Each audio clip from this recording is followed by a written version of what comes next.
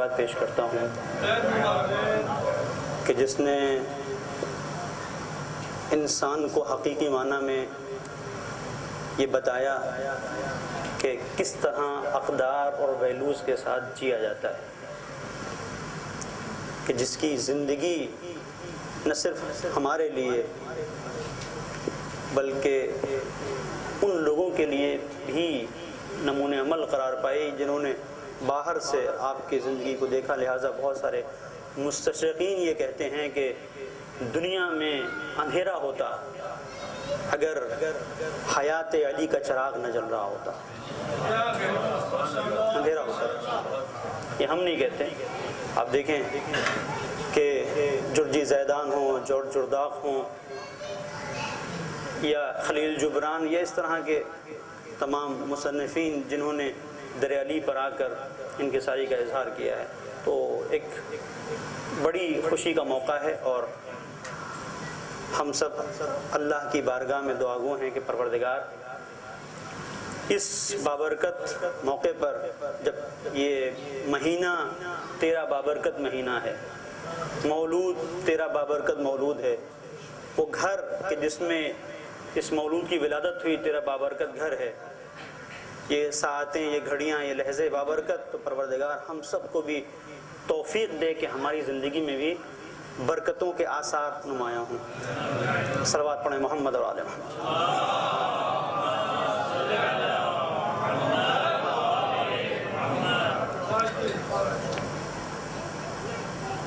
یہ جو روزمرہ کی ہماری زندگی ہے، اس کارزار حیات میں ایک سوال آپ کے ذہن میں بھی اٹھتا ہوگا، میرے ذہن میں بھی ہے، اور ہر ایک انسان کے ذہن میں یہ سوال رہتا ہے ہمیشہ، وہ یہ کہ اپنی زندگی میں کامیابی کو کیسے حاصل کیا جائے۔ اور اس کا تعلق اس بات سے نہیں ہے کہ آپ اس دنیا میں کون سا مشغلہ اختیار کیے ہوئے ہیں، آپ کا پروفیشن کیا ہے، آپ کا شغل کیا ہے، آپ کس کام کو کر رہے ہیں۔ اور اس کو ذرا آپ تھوڑا سا غور کیجئے گا، جب ہم اپنی زندگی میں کامیابی کو دیکھتے ہیں تو ہمیں یہ نظر آتا ہے کہ ہر ایک انسان کامیابی کے پیچھے دوڑ رہا ہے، لیکن ہر انسان جس سے آپ پوچھیں، جس کا بہت اچھا بزنس ہے، اس سے آپ پوچھیں کیا تم کامیاب ہو، کہے گا نہیں۔ ایک بہت بڑی جاب ہے کسی کی، اس سے آپ سوال کریں کہ تمہارا اتنا بڑا کام ہے، چل رہا ہے سب کچھ، تمہاری کمپنی اتنی اچھی ہے، تمہاری جاب اچھی ہے، پرسکون ہو، تو یہی کہے گا کہ ہاں جو کچھ ہونا چاہیے تھا وہ نہیں ہے، بس اللہ کا شکر ہے گزارا ہو رہا ہے، لیکن جو سکسیس آپ کو حاصل ہونا چاہیے، جو کامیابی وہ حاصل ہو گئی، تو کہے گا نہیں وہ کامیابی ہمیں حاصل نہیں ہوئی۔ یعنی امیر سے امیر ترین فرد کا رونا یہ ہے کہ کامیابی سے میں دور ہوں، اور فقیر سے فقیر انسان یہ کہے گا کہ کامیابی ہمیں نہیں مل رہی ہے۔ لہٰذا ہر ایک انسان کے ذہن میں یہ سوال پیدا ہو رہا ہے کہ کامیابی کسے کہا جاتا ہے۔ کبھی ایسا ہوتا ہے کہ انسان کے پاس دولت کی ریل پیل ہے، اور اس کے بعد بھی اس کا رونا یہ ہے کہ لوگ فراڈ کرتے ہیں، دھوکہ دیتے ہیں، آج بزنس بہت اچھی جگہ پر ہے، کل کچھ پتہ نہیں کیا دھوکہ ہو جائے، بزنس اچھا چل رہا ہے لیکن گھر اچھا نہیں چل رہا، کہیں یہ کہنے کو ملتا ہے، اور کہیں ایسی منزل ہے کہ گھر بھی اچھا ہے، بزنس بھی اچھا ہے، اب انسان کہتا ہے کہ دوست اچھے نہیں ہیں۔ یعنی ایک منزل پر ایک مقام ایسا آتا ہے جہاں انسان ایک محرومی کا رونا رو رہا ہے۔ تو سوال یہ ہے کہ کامیاب کون ہے؟ توجہ چاہتا ہوں عزیزوں، کامیابی ہم کسے کہیں گے، کس عنوان پہ ہم آ کے کہہ سکتے ہیں کہ ایک انسان مکمل کامیاب ہے؟ کہا اس کا اگر جواب ڈھونڈنا ہے تو کسی ایسے سے پوچھو کہ جس کی زندگی مکمل کامیاب ہو۔ توجہ کیجئے گا، ابھی منزل وہ نہیں ہے، جس کی زندگی مکمل کامیاب ہو۔ تو کہا کہ ایسی زندگی کہ جس نے آواز دی ہو کہ میں کامیاب اس دنیا سے جا رہا ہوں، وہ کسے اپنے لیے کامیاب سمجھتا ہے؟ توجہ کیجئے گا، رخ کچھ اور دینا چاہتا ہوں، وہ کہ جس نے فسفو ورب الکعبہ کہہ کے مہرے کامیابی کو لگایا اور بتایا کہ میں کامیاب ہوں، وہ کامیاب انسان اپنی زندگی میں کس کو کامیاب کہتا ہے؟ تو عزیزو، اس کی زندگی میں ایک شخصیت آئی جس کا نام تھا فاطمہ۔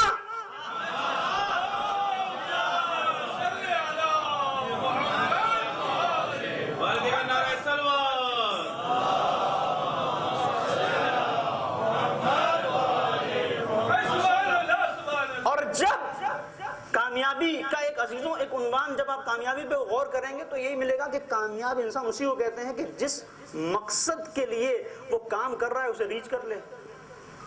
ایک بڑی کامیابی ہے جہاں ایک انسان مکمل طور پہ اپنے آپ کو کامیاب کہتا ہے، ایک چھوٹی چھوٹی کامیابیاں ہوتی ہیں۔ ایک انسان ایک کمپٹیشن میں ہے، اسے ریچ کر لے، اسے حاصل کر لے، انٹرویو میں وہ کامیاب ہو جائے تو کہا جائے گا کامیاب ہو گئے۔ ایک انسان مثال کے طور پر اچھی زوجہ چاہتا ہے، شادی ہو جائے، وہ اس مرحلے میں کامیاب ہو گیا۔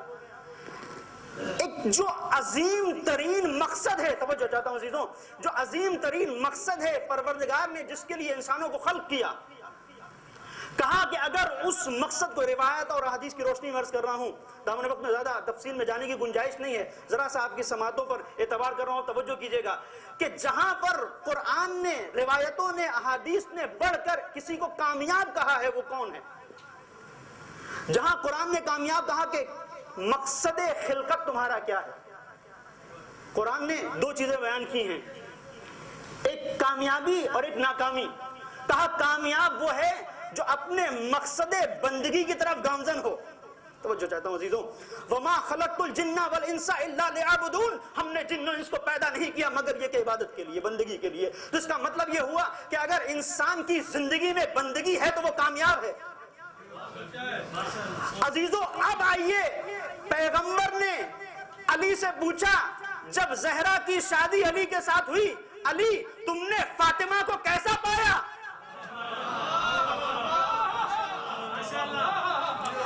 کیسا پایا؟ علی نے جواب دیا نعم العون علی طاعت اللہ، میں نے فاطمہ کو اپنے مقصد کی طرف کامیابی کی منزلوں میں اپنا معاون و مددگار پایا۔ تو علی بھی کامیاب، فاطمہ بھی کامیاب۔ اب ہم آئے در فاطمہ پر، فاطمہ بتائیے کامیاب کون ہے؟ آواز دی، وہ جو میں نے حدیث آغاز کلام میں آپ کے سامنے تلاوت کی، آواز دی فاطمہ نے، کامیابی کو اگر تلاش کرنا ہو بزنس میں مت ڈھونڈنا، جاب میں مت ڈھونڈنا، نوکریوں میں مت ڈھونڈنا، مال و منال میں مت ڈھونڈنا، کامیابی اگر چاہتے ہو تو یہ دیکھو کامیابی یہ ہے، ان السعید کل السعید حق السعید من احب علیا فی حیاتہ و بعد مماتہ۔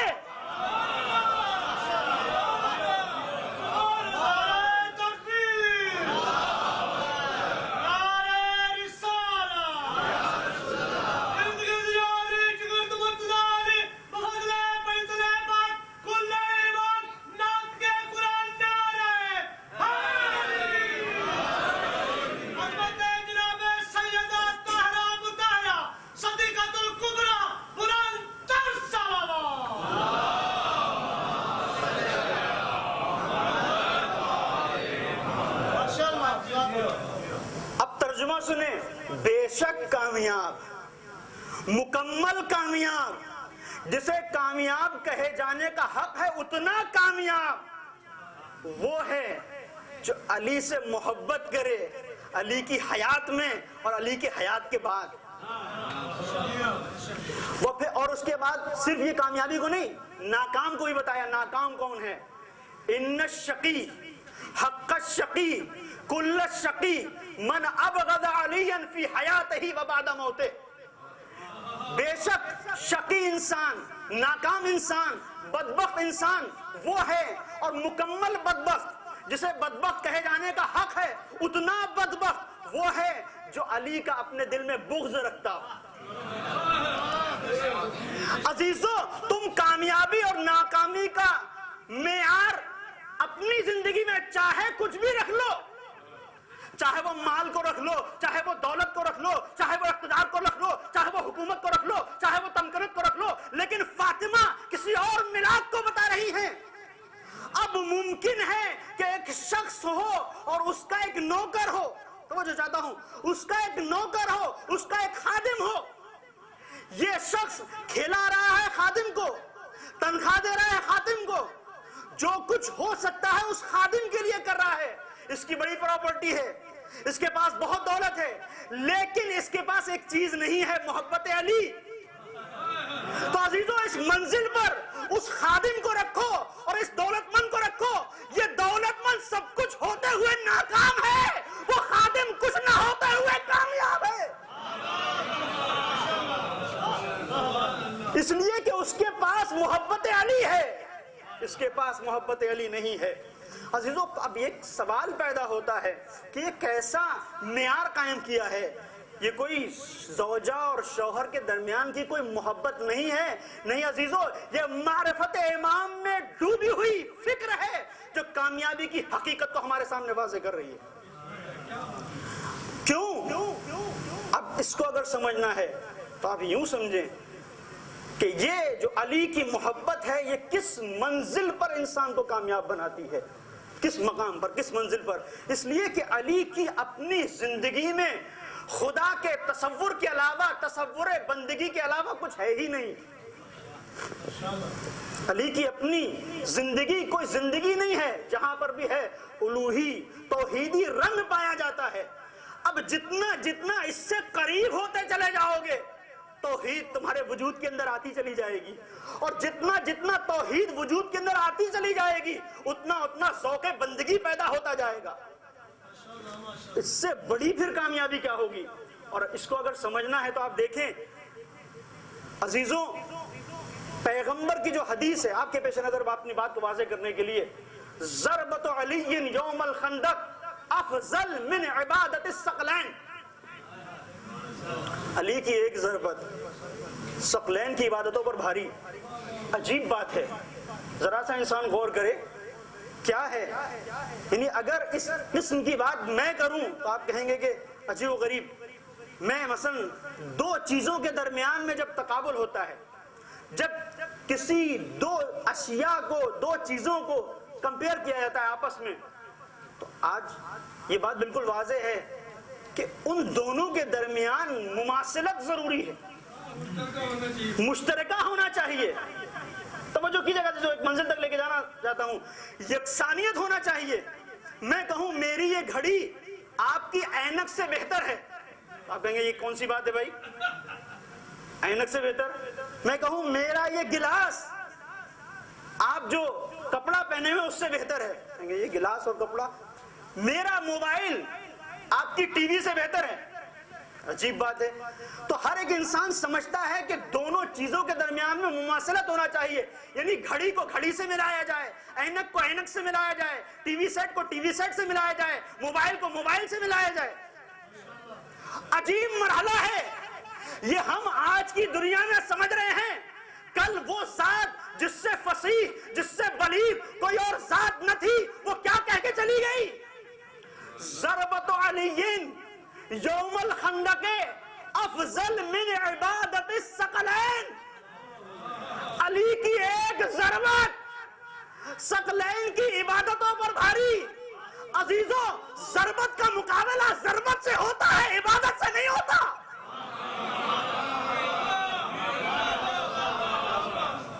اگر یہ کہتے کہ علی کی ایک ضربت راہ اسلام میں چلنے والی تمام تلواروں پر بھاری، بات صحیح تھی، لیکن عجیب مرحلہ ہے، علی کی ایک ضربت سجدوں سے بھاری، نمازوں سے بھاری، طواف سے بھاری، تلاوت قرآن سے بھاری، زکوٰۃ سے بھاری، حج سے بھاری، جو کچھ بھی بندگی خدا کے دائرے میں آتا ہے وہ سب ایک طرف، علی کی ایک ضربت ایک طرف۔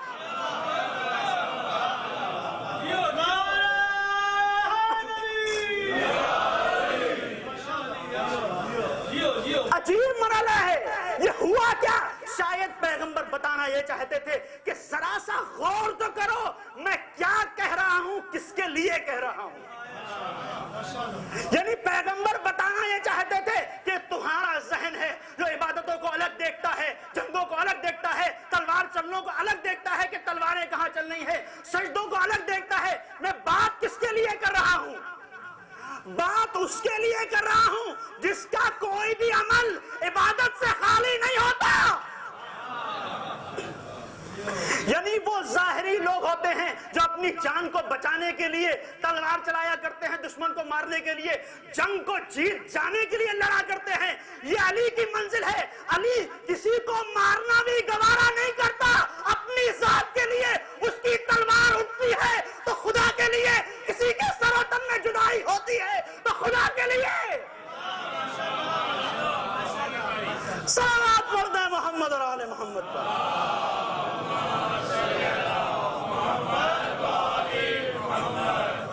یعنی علی تم समझ रहे हो कि ये जंग हो रही है, ये तलवार चल रही है। नहीं, अली समझ रहे हैं कि ये इबादत हो रही है और तलवार चल रही है। तो अजीजों, इस मकाम पर सोचो कि जंग में चली हुई अली की एक तलवार जब कायनात की इबादतों पे भारी हो तो उसके सजदों का जवाब दुनिया कहां से लेगी? सलावत पढ़ दे मोहम्मद और आले मोहम्मद पर।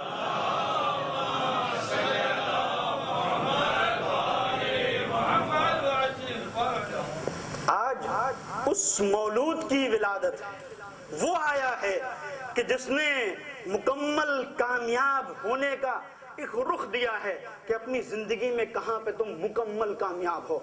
और आप इसको देखें अजीजों कि किसी मंजिल पर यह नहीं कहा गया कि किसी की मोहब्बत रख लो तो इबादत हो रही है। इबादत अमल का नाम है, मोहब्बत एक जज्बे का नाम है जो दिल के अंदर आता है। तवज्जो चाहता हूं अजीजों, लेकिन मंजिल क्या है? हदीस बढ़ के सहारा बनती है हुब्बु अली इबादत, अली के चेहरे पर नजर इबादत, अली का जिक्र इबादत, अली की मोहब्बत इबादत।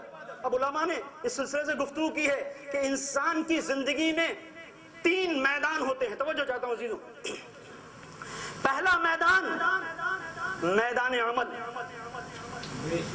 मैदान अमल जो कामयाबी उमूमन लोग कामयाबियां ढूंढते हैं यही होती है कि इंसान जो अमल कर रहा है वो कितना मजबूत कर रहा है, कितना भारी है उसका अमल। जैसा उसका अमल होगा वो कामयाब है।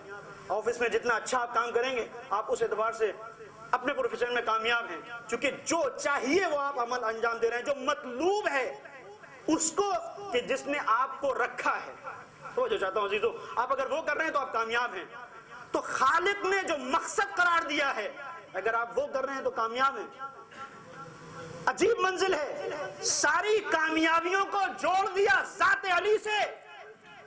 ये इतना कामयाब इंसान है, इसकी तरफ देखोगे तब भी खुदा तक पहुंचोगे, जिक्र इसका करोगे तब भी खुदा तक पहुंचोगे, इसकी मोहब्बत दिल में रखोगे तब भी खुदा तक पहुंचोगे।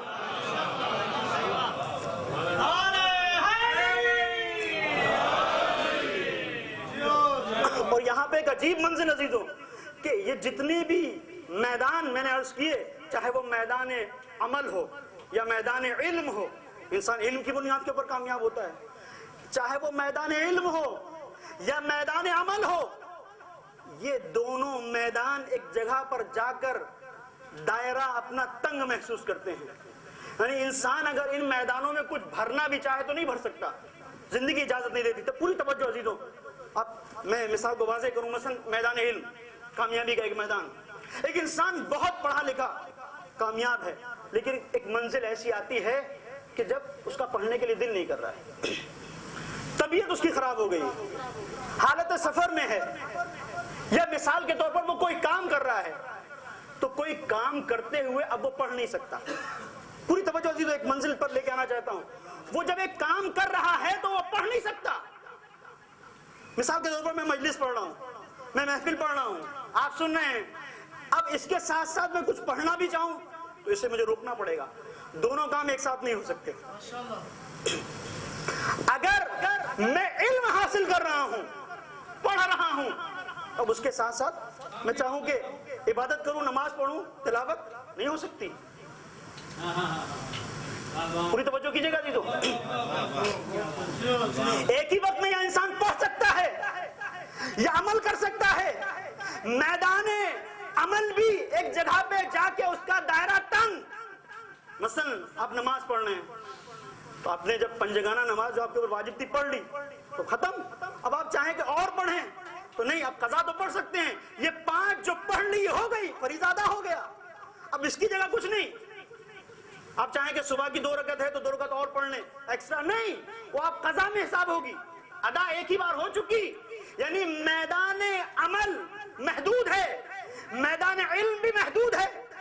एक ही मैदान है कि जिसमें कोई हुदूद नहीं, और वो है मैदान दिल। और मैदान दिल में अगर मोहब्बत अली आ जाए तो तुम जहां रहोगे अली की मोहब्बत भी रहेगी, अमल भी रहेगा। इल्म हासिल कर रहे हो, मोहब्बत अली दिल में है, अमल कर रहे हो, मोहब्बत अली दिल में है। मैं बात को और वाज़ेह करूं, अब इंसान अपनी जिंदगी में जो जो اٹھاتا چلا جائے گا. کامیابی پہ کامیابی ہے. انسان غریب کی مدد کر رہا ہے, محبت علی اس کے دل میں ہے. انسان کسی کا سہارا بن رہا ہے, محبت علی اس کے دل میں ہے. انسان نماز پڑھ رہا ہے, محبت علی اس کے دل میں ہے. سجدہ کر رہا ہے, محبت دل میں ہے. حج کر رہا ہے, محبت دل میں ہے. طواف کر رہا ہے, محبت دل میں. نہیں آگے بڑھو, اپنے ماں باپ کی خدمت کر رہا ہے, محبت علی دل میں ہے.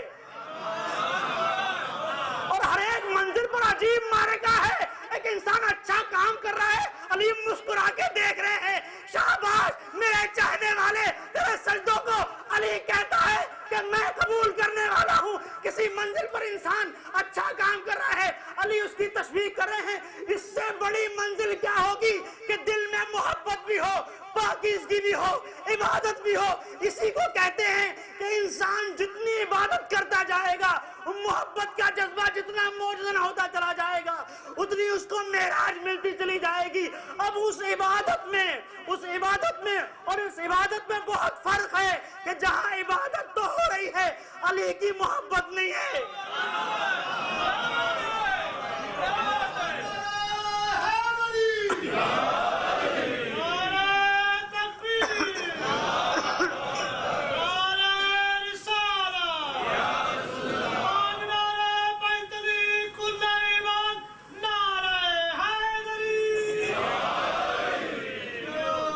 اس کے لیے میں نہیں کہتا روایت بڑھ کے آواز دیتی ہے کہ اگر کسی نے سالوں سال پوری زندگی زکات دی ہو, سخاوت کی ہو, لوگوں میں رزق خدا بانٹا ہو, طواف کیا ہو, حج کیا ہو, لیکن اگر اس کے دل میں محبت علی نہیں پائی جاتی تو سجدوں کے اس کے منہ پہ مارا جائے گا, نمازوں کو اس کے منہ پہ مارا جائے گا.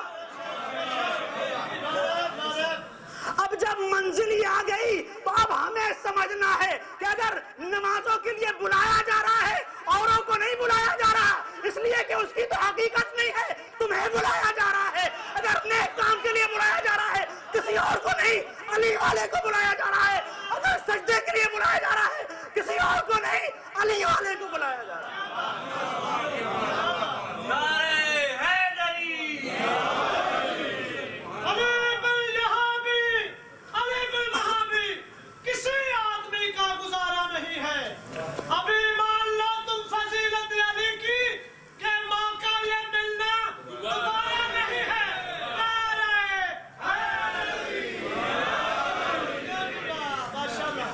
عزیزو, اور جب یہ منزل آ جائے تو عزیزو اصلاح ضروری نہیں ہے کہ یوں کی جائے کہ صاحب اگر نماز نہیں پڑھو گے تو جہنم میں جاؤ گے, فلاں نے ایک کام نہیں کیا تو جہنم میں جاؤ گے. ہمارا محور علی ہے, ہمارا مرکز علی ہے, ہماری ہر منزل علی ہے. ہمیں یہ مت بتاؤ کہ ہم جہنم میں جائیں گے یا جنت میں جائیں گے, ہمیں بس یہ بتاؤ ہمارے مولا نے کیا کیا تھا,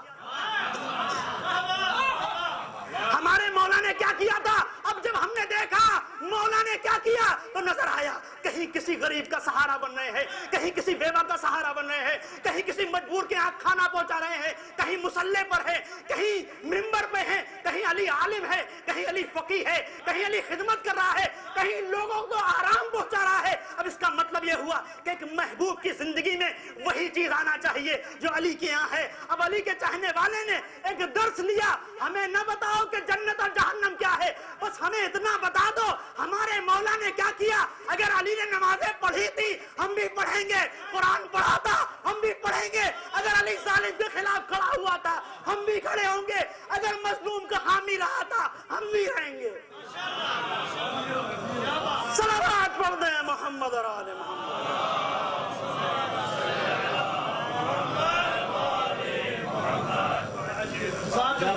یہ منزل محبت علی ہے اور یہیں سے انسان کی کامیابی.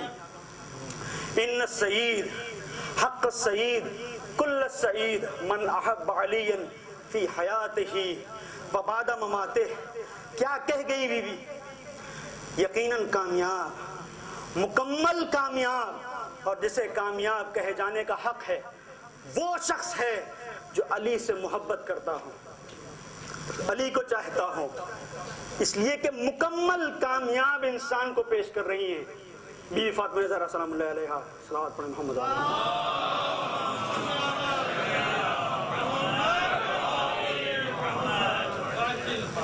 جو اتنا کامیاب ہے کہ اس کو اگر مائنس کر دیا جائے تو ساری کامیابیاں جو ظاہری ہیں اوندھے منہ گر جائیں۔ اب میں بات کو واضح کروں، میدان علم ہو، آگے بڑھنا چاہو، علی کے بغیر نہیں بڑھ سکتے۔ میدان عبادت ہو، آگے بڑھنا چاہو، علی کے بغیر نہیں بڑھ سکتے۔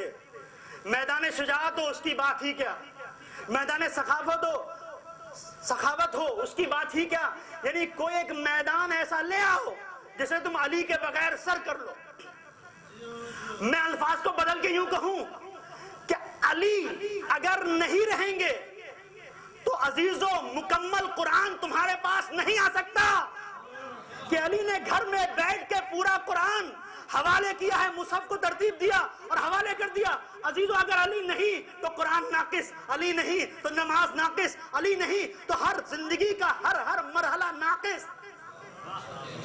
اور واضح کروں بات، اگر علی نہیں تو تم صحابیت کو بھی مکمل نہیں کر سکتے۔ صحابہ کی فہرست مکمل نہیں ہوگی اگر علی نہیں آئے گا۔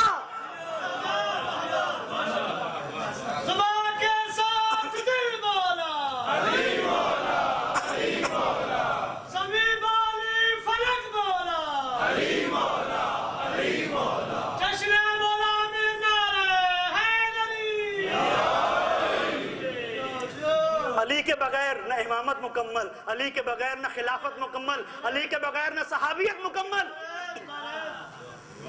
کچھ بھی مکمل نہیں، ہر طرف ادھورا نظر آئے گا۔ تو پھر سب لوگ مل کے کیوں نہیں آتے اس مرکز کی طرف کہ جس سے جب جڑ جاؤ تو ہر چیز مکمل ہو جاتی ہے، جس سے جب تعلق بن جاتا ہے تو کیوں ادھورے وجود کے ساتھ دنیا تلاش کر رہی ہے کامیابی کو؟ نہیں ملے گی جب تک در علی پر نہیں آؤ گے۔ اس لیے کہ مکمل کامیاب، اور جسے کامیاب کہے جانے کا حق ہے، اتنا کامیاب اس لیے کہ اس کامیابی میں نے، اس کامیابی کے اندر علی نے اپنی ذات کو تو سوچا ہی نہیں۔ تھوڑی سی توجہ کیجئے گا عزیزو، سن کتنا ہے علی کا؟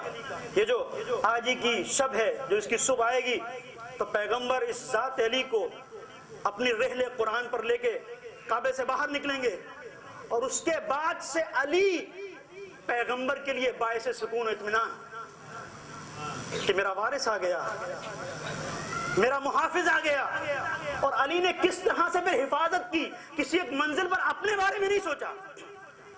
پہلی اسلام کی دعوت جو تھوڑی عام تھی، ذوالعشیرہ، اور پہلی دعوت میں علی کا کل سن 13 سال کا، اور پیغمبر کہتے ہیں ایکم یوازرنی، تم میں سے کون ہے جو میری نصرت کرے گا، میری حمایت کرے گا؟ جو میری نصرت کرے گا، میری حمایت کرے گا، وہ میرا وزیر ہوگا، میرا جانشین ہوگا، میرا خلیفہ ہوگا۔ تاریخ لکھتی ہے کہ 40 اور 40 یا اس سے اندر یا اس سے کچھ زیادہ لوگ تھے۔ اسلام کی پہلی دعوت، علی کا سن 13 سال کا، علی آگے بڑھے، میں آپ کا سہارا بنوں گا۔ اور یہ جو علی نے وعدہ کیا، پھر اسے کیسے کر کے دکھایا۔ اس کے بعد علی نے کیسے کر کے دکھایا؟ ایسے کر کے دکھایا کہ کوئی جنگ کامیاب نہیں ہوئی علی کے بغیر۔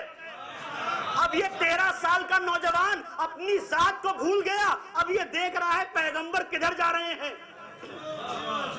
خود علی فرماتے ہیں کہ میں اس طرح سے پیغمبر کے پیچھے پیچھے چلا کرتا جیسا اونٹنی کا بچہ اپنی ماں کے پیچھے پیچھے چلا کرتا ہے۔ اب علی اپنے آپ کو بھول گئے، اور اگر یہ دیکھنا ہے تو دیکھو یہی علی کبھی خیبر میں لڑ رہا ہے، کبھی خندق میں لڑ رہا ہے، کبھی بدر میں لڑ رہا ہے، کبھی حنین میں لڑ رہا ہے۔ کہیں پر بھی علی کے علاوہ کوئی دوسرا ہو محافظ پیغمبر تو بتاؤ۔ یہی ذات ہے جو ہر جگہ۔ اور عزیزو، جنگ احد کا وہ معرکہ تو آپ کے پیش نظر ہے جس میں پیغمبر جب زخمی ہوئے ہیں اور لوگ مال لوٹنے کے لیے چلے گئے، تو اب دیکھیں تاریخ اٹھا کر، تاریخ کے دامن میں ملتا ہے کہ پیغمبر زخموں سے چور ہیں، اور ایک شخصیت ہے جو پیغمبر کو گھیرے ہوئے ہے، شم کی طرح پروانہ وار احساس کیے ہوئے ہے پیغمبر کی ذات کا۔ زخم لگ رہے ہیں تو علی کو لگ رہے ہیں، تیر چل رہے ہیں تو علی کے اوپر چل رہے ہیں، لیکن پیغمبر کے اوپر کوئی آنچ نہیں آنے دیتے، پیاسے ہیں پیغمبر۔ عزیزو توجہ چاہتا ہوں اس منظر پر، پیاسے ہیں پیغمبر، تو علی نے، تاریخ کہتی اپنی ڈھال کو ظرف بنایا اور پانی کو لے کے آئے اور زانوں پر پیغمبر کے سر کو رکھا اور اپنی ڈھال سے آہستہ آہستہ پیغمبر کو پانی پلایا. یہ علی پیغمبر کو پانی نہیں پلا رہے ہیں, یہ 1,23,999 نبی ہیں جو پیاسے کھڑے ہیں, علی سب کو سیراب کر رہا ہے.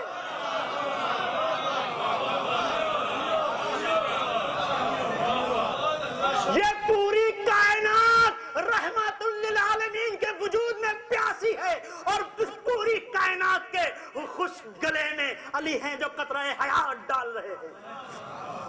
اگر علی نے یہ نہ کیا ہوتا تو عزیزو پھر منزل کیا تھی؟ اور یہ علی کا عمل اس منزل پر کہ اگر ضرورت ہوگی تو علی پانی پلائے گا جب دین کو ضرورت ہوگی, اور جب دین کو ضرورت ہوگی تو ایسا باوفا بیٹا دے گا, ایسا باوفا بیٹا دے گا کہ جس کے ہاتھ اگر پانی میں ڈوب جائے تو ہاتھوں کو کٹا کے آواز دے گا کہ میری رگوں میں علی کا خون ہے.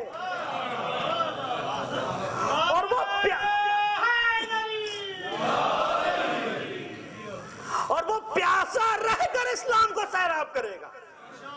یہ علی کی زندگی. تو عزیزو جب یہ علی کی زندگی ہے تو ہم نے اس دنیا میں دیکھا ہے, بس عزیزو آخری مراحل ہم نے اس دنیا میں دیکھا ہے کہ وعدے کے اوپر سب کچھ, بزنس کاروبار جو کچھ زبان کے اوپر چل رہا ہے.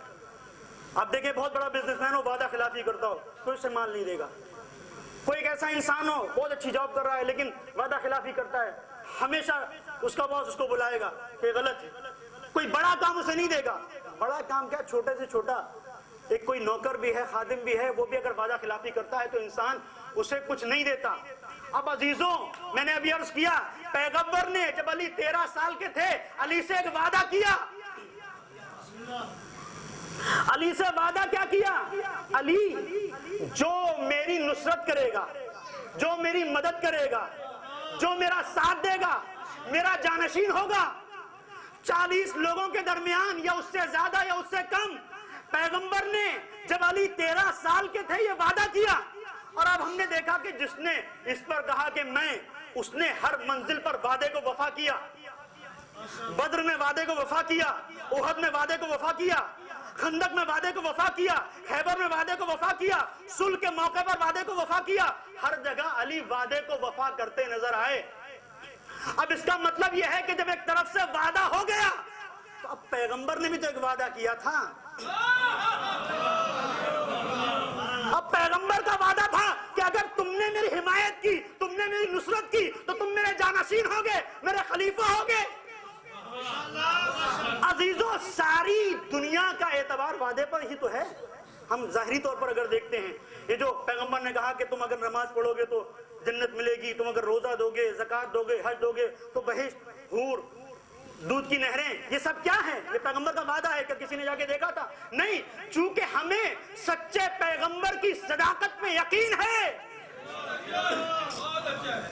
اس لیے ہم ایسا کر رہے ہیں. اب دنیا ذرا انصاف سے بتائے وہ پیغمبر کہ جس کے وعدوں پر تم اعتبار کرتے ہو, اگر وہ پیغمبر اپنے چچا زاد بھائی سے کیا ہوا وعدہ نہ نبھائے تو اس پیغمبر کو تم کیا کہو گے؟ پوری توجہ عزیزوں, اگر وہ اپنے چچازاد بھائی سے ایک وعدہ کر رہا ہے جانشینی کا, اگر وعدہ کر رہا ہے خلافت کا, تو اسے کوئی ایک ایسا میدان ہونا چاہیے جہاں دکھے کہ وعدہ پورا ہو رہا ہے. عزیزوں یہی وہ منزل ہے کہ یہاں 40 لوگ تھے اور محور علی تھے. ایک میدان آیا جسے کہا گیا میدان غدیر. اب لوگ 40 نہیں ہے, 1.25 لاکھ کا مجمع ہے. شاید پیغمبر بتا رہے تھے کہ جب انسان وعدہ کرتا ہے اور جس سے وعدہ کر رہا ہوتا ہے وہ بڑا ہوتا ہے, تو جب وعدہ پورا کر رہا ہوتا ہے, جب وہ کچھ کرتا ہے تو اس کا عمل اپنی جگہ پر ہوتا ہے, لیکن جب وعدہ پورا ہو چکا ہو تو جو انعام دیا جاتا ہے وہ بہت بڑا ہوتا ہے. شاید پیغمبر کا عمل یہ بتا رہا تھا کہ 40 لوگوں کے درمیان جب میں تنہا تھا, جب میں اکیلا تھا تو علی تو اٹھا تھا تو صحیح علی, نہ میرا دین کامل ہوگا نہ رسالتیں تمام ہوں گی جب تک کہ تیری ولایت کا اعلان نہ ہو جائے. اور اسی لب و لہجے کو عزیزو اختیار کیا ہے قرآن نے. شاید قرآن دبے لفظوں میں بتانا یہ چاہتا ہو پیغمبر اس وعدے کو یاد کرو جو تم نے کیا تھا, یا ایھا الرسول بلغ ما انزل الیک من ربک وان لم تفعل فما بلغت رسالتہ. اگر تم نے اپنا وعدہ وفا نہ کیا تو کچھ نہ کیا. شاید یہی وجہ تھی 1.25 لاکھ کے مجمع نے علی کو اپنے ہاتھوں پر بلند کر کے فرمایا من قلت مولا فہذا علی المولا. صلوات پڑھ دے محمد اور آل محمد.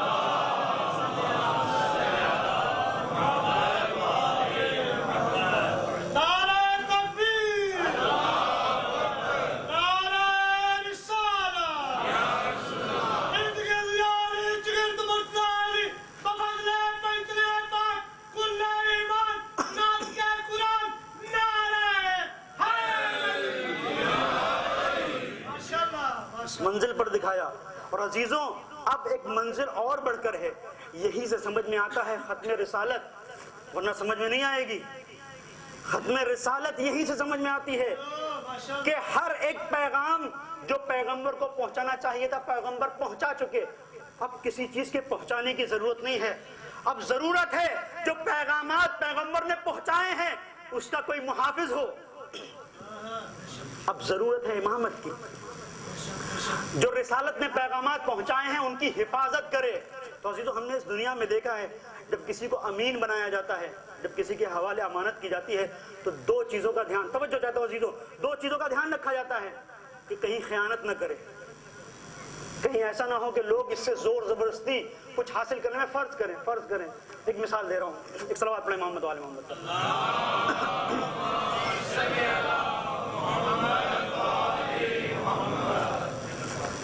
آپ کی پراپرٹی یا آپ کی کمپنی کے خاص کاغذ ہیں, اب آپ اس کو کسی کو دینا چاہتے ہیں جن کی ملکیت تو بہت زیادہ نہیں ہے لیکن پراپرٹی کی ملکیت بہت زیادہ ہے.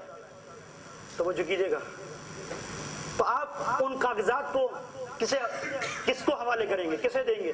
آپ تلاش کریں گے کہ کوئی ایسا انسان ملے کہ جس نے کبھی خیانت نہ کی. آپ نے کسی ایسے کو دے دیا کہ جس کے سامنے اگر وہ یہ کاغذات لے کے نکلا, ایک انسان نے دیکھا, تلاش کیا, اسے بلایا, کہا کہ دیکھو یہ کچھ پیسے مجھ سے لے لو, یہ کاغذات دے دو. اب اس نے وہ کاغذات کسی پیسہ دینے والے کو دے دیے تو یہ ہوئی خیانت, یعنی رشوت دی. 1 لاکھ 2 لاکھ ہم سے لے لو, یہ کاغذات ہمیں دے دو, تو یہ ہوئی خیانت. لیکن ایک منزل یہ ہے کہ خیانت نہیں ہے. توجہ کیجیے گا عزیزوں, آپ نے ایک ایسے فرد کو, فرض کریں پراپرٹی کے کاغذات کو آپ نے مجھے دیا, اب میں اس کو سنبھال کے بروکیس میں رکھ کے لے کے چلا, مسجد کے باہر نکلا تھا کہ اجمل بھائی جیسے 3-4 لوگ ایک ساتھ آ گئے. اب آپ دیکھیں کہ وجود میں ظاہراً میں نے کہنے میں کچھ ادھر ادھر کر کے صلوات بھیجے محمد والے.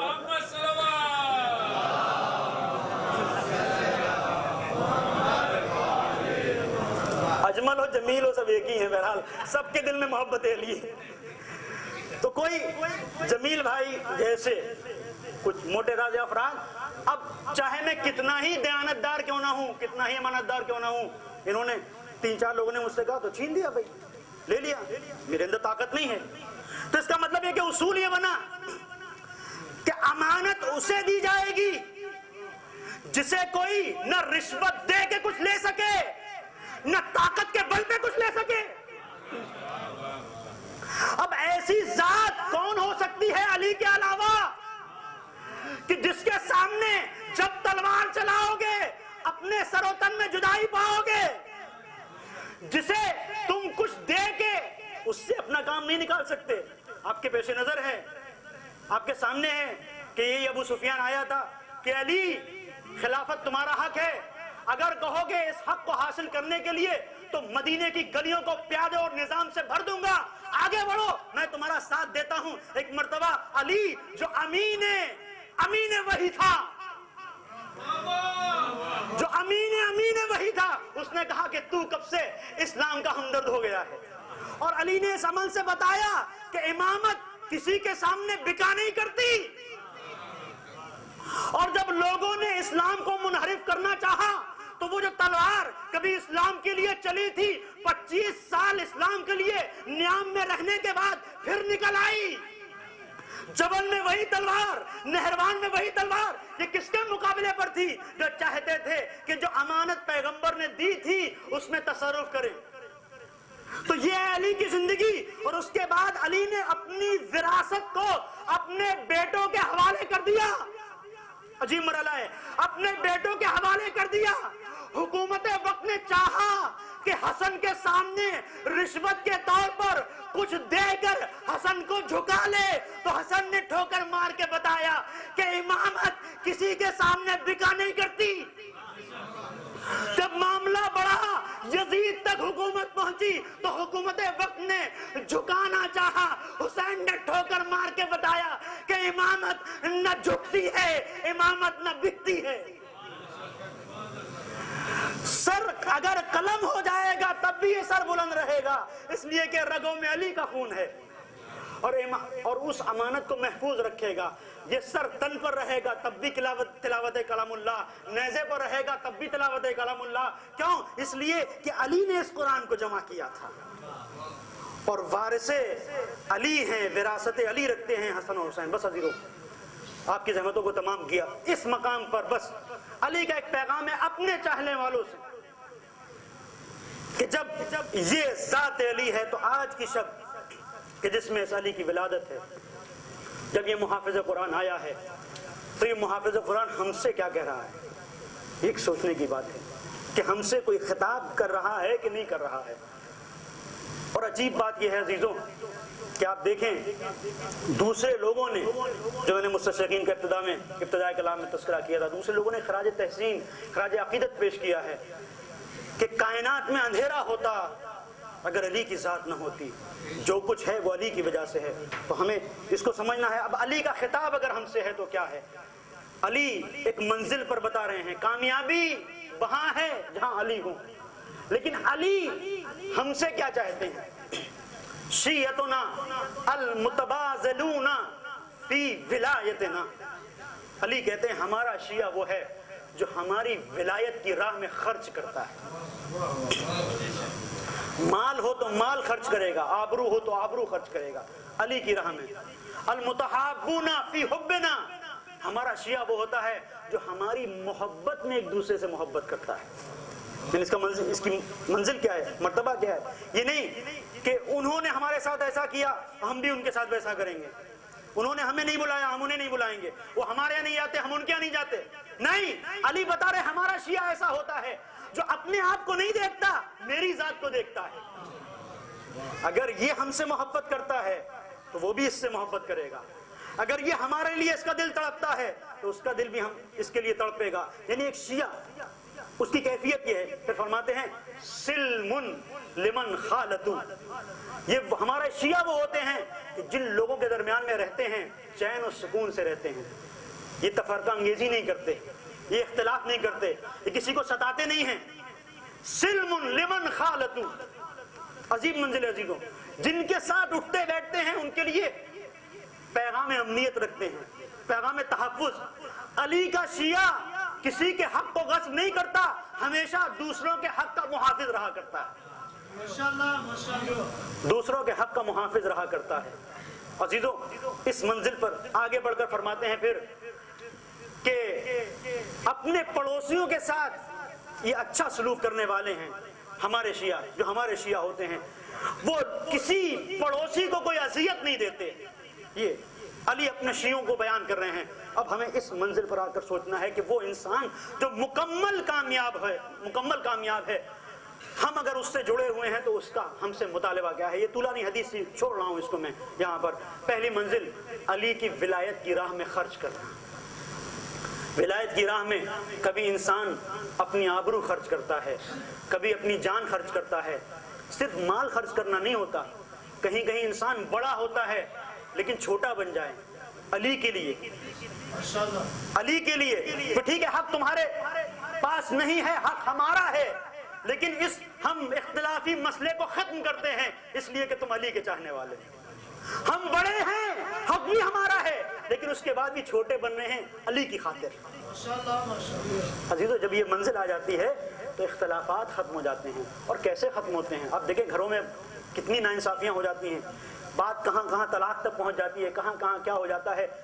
ہر اس منزل پر یہ اختلاف، یہ جھگڑا، یہ فساد رہے گا جہاں علی کی محبت کے علاوہ کچھ اور رہے گا۔ لیکن جہاں محبت علی ہے تو جہاں اختلاف کی بات ہو، اتنا سوچ لینا کہ وہ جو تمہارے سامنے کنیز خدا ہے وہ علی کی کنیز ہے۔ وہ جو بھائی جس سے تمہیں اختلاف ہے، ہزار اس کی غلطیاں ہو لیکن علی کا چاہنے والا ہے۔ ہم کس طرح چاہتے ہیں ہماری پوری زندگی خطا و نسیان و غلطیوں کا پیکر، لیکن ہم چاہتے ہیں کہ علی ہمیں اپنا بنا لے۔ تو منزل اس وقت ہوگی علی تمہیں اپنا بنائے گا جب تم کسی علی والے کو اپنا بناؤ گے۔ اس کی غلطیوں کے بعد بھی ہم اسے معاف کر رہے ہیں، اس کی خطاؤں کے بعد بھی ہم اسے معاف کر رہے ہیں۔ جب یہ منزل آئے گی تو اس مقام پر علی مسکرا کے کہیں گے کہ یہ ہمارا شیعہ ہے، اور جہاں علی شیعت کی مہر لگا دیں گے وہاں پیغمبر کی حدیث بڑھ کے سہارا بنے گی، یا علی انتا و شیعتوں کا ہم الفائزون، علی تم اور تمہارے شیعہ حقیقت میں کامیاب۔